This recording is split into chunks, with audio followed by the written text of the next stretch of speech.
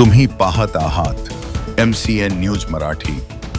खासगी टाटा सुमो गाडीने हिवरखेडवरून अकोटकडे जाताना एका गाडीला अपघात झाल्याची घटना 7 नोव्हेंबरच्या सकाळी 11 वाजेदरम्यान घडली। या गाडीमधून काही नागरिक खंडव्यावरून अकोटकडे प्रवास करत होते, परंतु मध्येच रोडच्या खड्ड्यांमुळे ड्रायव्हरचे गाडीवरील संतुलन बिघडले व गाडी सरळ हिवरखेड नजीक असलेल्या पुलाच्या खाली गेली। या अपघातामध्ये गाडीमध्ये बसलेल्यांना जबर मार लागला। त्यानंतर यातील जखमींना उपचारासाठी अकोला येथे हलवण्यात आले। हा अपघात भीषण असला तरी सुदैवाने यामध्ये कोणतीही जीवितहानी झाली नाही। सध्या जळगाव जामोद ते अकोट या रस्त्याच्या दुरुस्तीचे काम सुरू असून रस्त्यावर ठिकठिकाणी खोदकाम करण्यात आले आहे।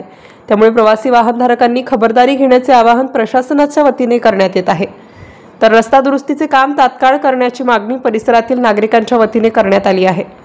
MCN न्यूज मराठी करिता परमेश्वर हाटोडे, सोनाळा।